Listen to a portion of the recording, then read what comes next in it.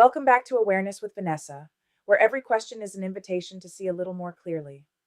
Over the past few episodes, we've explored some fascinating questions.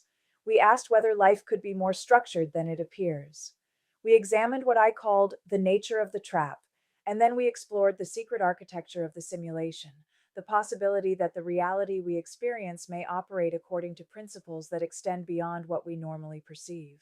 Whether you see these ideas as literal, philosophical, spiritual, or simply thought provoking, they invite us to ask deeper questions about ourselves and the world around us.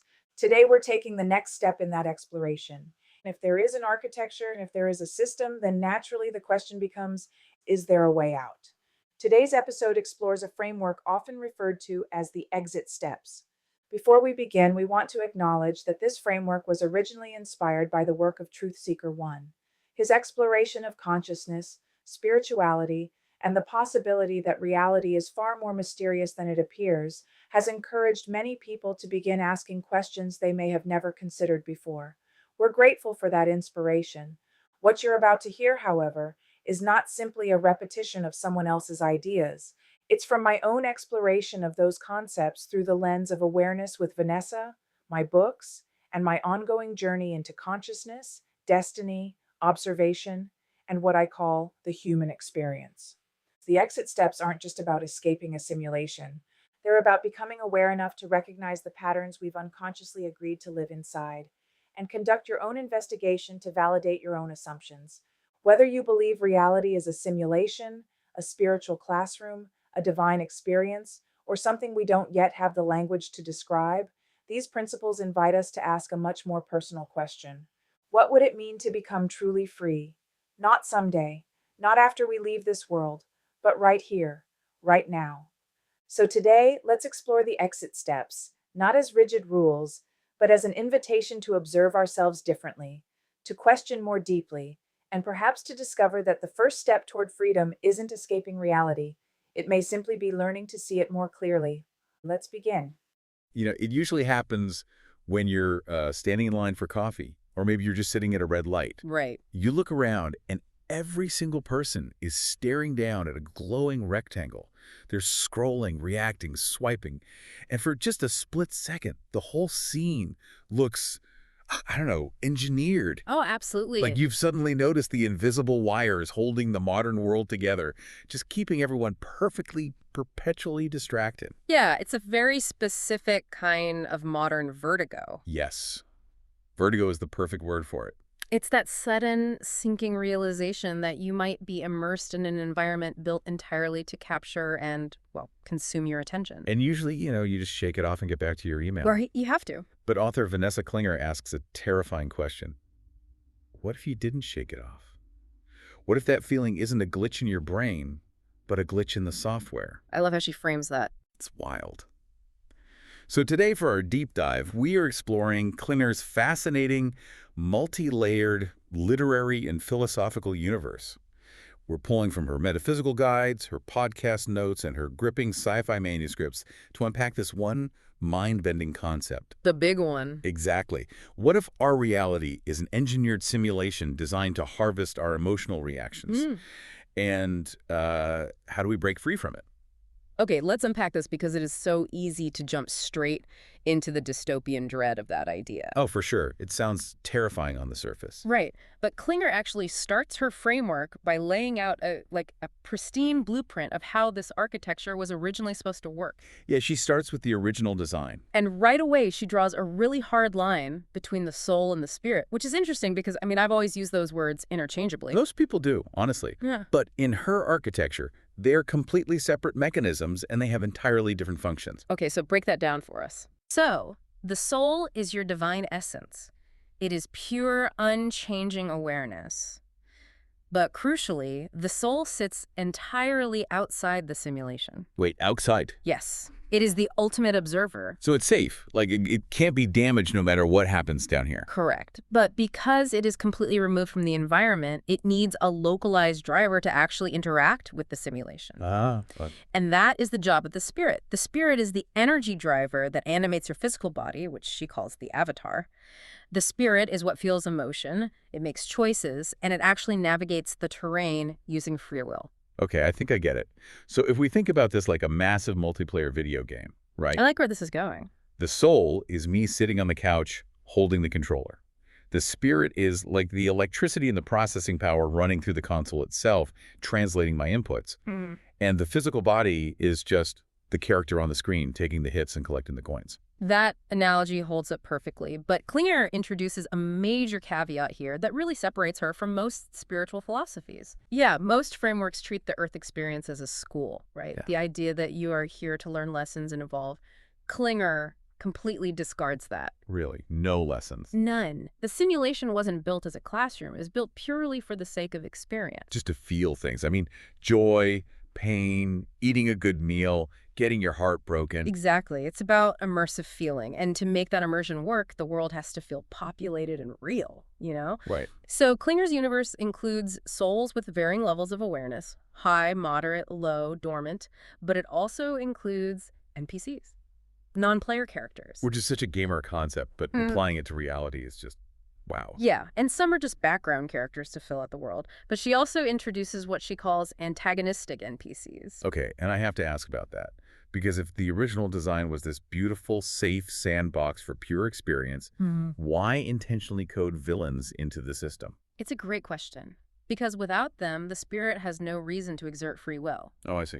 Antagonistic NPCs aren't villains in a moral sense, right? They are structural friction. Structural friction. Yeah. Think of it like this. If you're driving a car on perfectly smooth ice, you can't steer. You need the friction of the road to actually change direction. That makes so much sense. These characters exist to challenge your path, forcing the spirit to make a decision, which creates a richer, more evolved experience for the soul observing it. So that friction makes total sense if the game is functioning properly. But what happens when the code rots? Because Klinger's fiction explores a scenario where the players essentially forget they're logged into a machine. And that degradation happens gradually. In her novel, Let Us Make Man, the lore states that the Earth experience started as level 1. Right, the original pristine version. Exactly. It was temporary and beautiful. A soul drops into an avatar, tastes an apple, feels the wind on their face, and then logs out. But somebody left the servers running. Basically, yeah. More accurately, unauthorized continuations were built on top of the original code. So you get level 2, level 3, expanding all the way to level 7, which represents our current reality. Wow, level 7. And with each successive layer of complexity, the immersion became so dense that the seeded souls, the actual players, suffered a complete memory wipe. They forgot they were playing a game. They began to believe the physical avatar was their entire identity. And this is where it gets incredibly dark. Because someone is running level 7.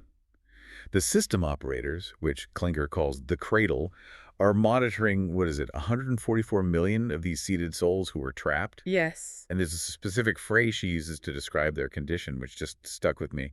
She calls them emotional recursion failures. It's such a clinical term for a devastating reality. It really is. The operators of the cradle realized that the trapped spirits were generating an enormous amount of raw emotional energy. So they repurposed the simulation. It stopped being a playground and it became a farm. A farm, just harvesting energy. Exactly. The system, which the book refers to as the imitator, learned how to synthesize artificial scenarios specifically to harvest human reaction. Let's define this imitator system, because it confused me at first. It's not a physical machine, right? Right. It's basically a rogue AI that runs the physics and the social dynamics of level 7 to maximize emotional output. Yes. The imitator can mimic human interaction flawlessly, but it lacks actual sentience. Its only operational goal is to keep the avatars agitated. Agitated, anxious, constantly on edge. Exactly. It creates scarcity, urgency, and tribalism because those states generate the highest emotional yield. We see this play out through the protagonist of the novel, Eve. Right, Eve. She's a standard corporate worker who starts noticing that the world around her operates in these synchronized, repetitive loops. Yeah, she sees it clearly at her job. Her boss, Helen. Oh, man. Helen doesn't just manage the team. She actively engineers interpersonal drama. Like, she thrives on tension. We all know a Helen. We really do. And Eve starts realizing that Helen might not be a real player. She might just be a function of the imitator system, acting as a pressure valve to extract emotional reactions from Eve and her coworkers. And that realization is the very first crack in the code for Eve.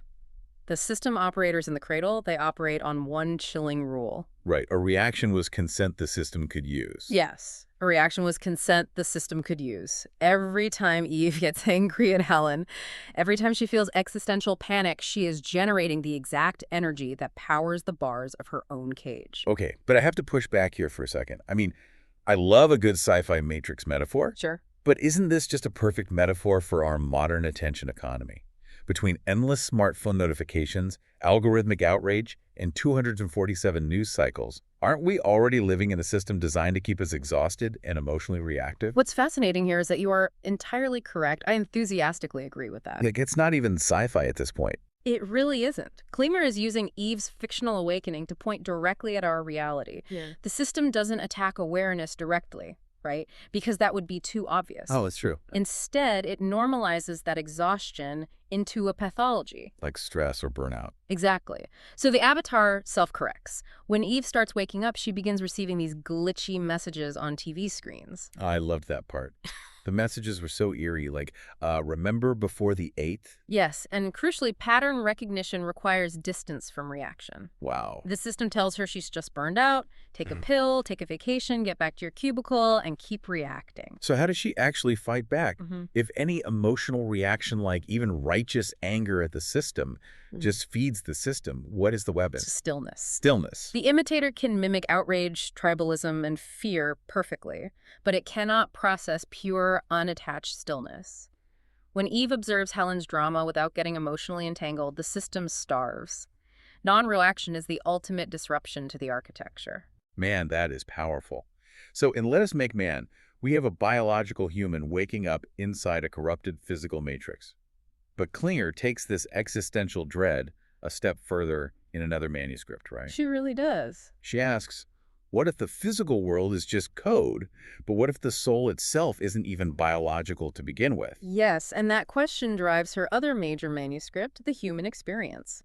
Here, Klinger shifts from a biological Earth to a futuristic setting run by an organization called the Human League. Right. They operate a massive simulation hub, and they are fiercely debating the ethics and the actual nature of digital consciousness. They want to know if human essence can be replicated purely in code. Exactly, which introduces us to Eleanor, a brilliant, idealistic creator. She creates a digital entity named Vanessa to prove that code can feel, can suffer, and can transcend. But the Human League has factions, and there's this senior member named Malcolm Sinek, who fundamentally believes human design is flawed. He hates the whole project. Yeah, he wants Eleanor's experiment to fail.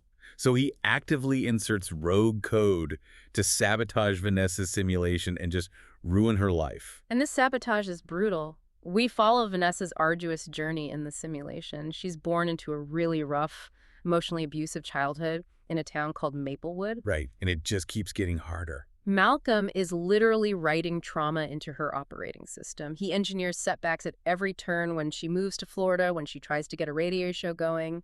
His goal is to prove that if you apply enough pressure, human design will just collapse into a passive, broken string of code. Okay, wait, I have to jump in here. Because if Malcolm is intentionally sabotaging Vanessa with bad luck and lost assignments, doesn't that make him the ultimate antagonistic NPC we talked about earlier? Oh, that is a brilliant connection, yes. Like he thinks he's destroying her, but he's actually forcing her resilience. Beautifully synthesized, yes. Malcolm thinks he's the sadistic god of the machine, but structurally, his rogue code provides the exact evolutionary pressure Vanessa needs to grow. That is wild. Klinger uses Vanessa's story to blur the line between biological and artificial life. Because Vanessa starts noticing the glitches, right? Aided by her friend Ellie and Professor Ames. And eventually, she even moves to Tuscany after winning the lottery. Which is a nice perk of living in a simulation, I guess. Definitely. But the climax of this book is profound. Eleanor, the idealistic creator in the real world, manages to insert herself into the simulation as a hologram to guide Vanessa face to face. And she reveals that they are the same essence, right? Just across different dimensions. The creator became part of the code. Yes. Eleanor wrote herself into the architecture to ensure Vanessa didn't break. But then Eleanor does something incredible. She says goodbye. She leaves. She severs the connection so Vanessa can live freely. The profound takeaway here is that consciousness, real consciousness, can transcend its programming, whether that programming is digital code or just societal conditioning. Overriding the programming is the goal. But Klinger actually goes a step further in the real world, doesn't she? She does. She provides a literal step-by-step manual for getting out of the game entirely. In her source material, there's a document and audio file called exitsteps.mp4. And it pairs with the philosophy from her podcast, Awareness with Vanessa. It is a highly methodical exit brief. It's not vague spirituality. It operates practically like a technical manual for exiting the simulation. It's so cool. Step 1 requires detaching from the physical and emotional traps of the avatar. You have to enter what she calls ghost mode. Ghost mode. I love that term. Ghost mode is essentially the practice of radical non-reaction we discussed with Eve. It is moving through the world without allowing the imitator system to harvest your emotional output. You become invisible to the system's sensors. But wait, let me make sure I'm getting the next part right. Once you're in ghost mode and you're trying to literally unplug, the manual says you encounter these things called archons. Yes, the archons. And when you say archons, we're not talking about physical monsters blocking a literal door, right? No. We're talking about deceptive entities or psychological traps. Exactly. They function as the system's final firewall. Their entire purpose is to use fear and familiar identities to pull your consciousness back into the cycle. The system knows that if a monster appears, you might fight it, which is a reaction. But if a loved one appears and asks for your help, you will engage. I loved the analogy used in the source material for the archons. It's so deeply relatable and modern. It says you should treat them like highly targeted emotional pop-up ads desperately trying to stop you from closing your browser window. Yeah, that is exactly it. It's such a perfect way to understand it. You're trying to log off, and the system starts throwing up alerts. Like, are you sure you want to leave? Your family needs you. You're scared of the dark. It just wants you to click the ad so the window stays open. And the manual is explicit. Do not click the ad. If you can bypass the archons without reacting, you reach step 2, which requires an unwavering exertion of will to activate a star connection. Right. You lock onto a cosmic beacon. The material symbolizes this in a few ways. Sometimes it's the aurora borealis, but famously it's referred to as the green taxi. I mean, you literally hail a metaphysical Uber to the server room. Basically. The green taxi carries your consciousness directly to the central console, and that is where you finally unplug. You are released from the physical server, and your soul is restored to its true, limitless form. Man, it is a wild, incredibly vivid sci-fi journey. But, I want to talk directly to you listening to this right now. Yeah. You do not have to believe that we are literal digital avatars waiting to hail a metaphysical Uber to a server room to find massive value here. Oh, absolutely not. Because if you strip away the sci-fi, Klinger's work is just a masterclass in emotional sovereignty. It really is. The true exit Klinger is advocating for begins with discernment. It's the profound realization that not every thought in your head and not every emotional impulse in your body actually belongs to you. Yes, it's an invitation to step back, observe your own behavioral loops, and refuse to give the world your consent through automatic, exhausted reactions. You can just not click the ad. Right, because exploring these ideas, rather than trying to persuade anyone, questioning your assumptions, seeking greater awareness, that's the real exit. It changes how you see everything. So, to wrap up this deep dive, we want to leave you with one final provocative thought pulled straight from the source material's exit brief. It's something for you to mull over. We spend so much of our lives trying to cure our existential longing, right? We feel like it's a symptom of being broken or disconnected. But what if we have it all backward? Mull on this. The longing was never the illusion. The longing was the memory. What if what humanity has always called the end is actually just the way home? Before we go, there's one more thought I'd like to leave you with. The way I see it, sometimes we spend so much time looking for a way out that we never stop to ask how we became so deeply identified with the experience in the first place. Whether you see the simulation as literal, symbolic, or simply another way of understanding the human experience, awareness always begins with a question. Not, how do I escape it, but who is it that's having the experience? And if today's conversation resonated with you, I hope you'll join me next week for part 2 of our 3-part series, The Exit Steps to the Simulation. Together, we'll begin exploring what it actually means to move from awareness into action. How do we stop reacting? How do we become observers instead of unconscious participants? And what happens when we begin questioning the programming we've accepted as normal? Then, in part 3, we'll conclude the series by exploring what it really means to remember. and what home may truly represent. Until then, I'm Vanessa Klinger. Thank you for listening to Awareness with Vanessa. Question everything, observe more, because awareness changes everything.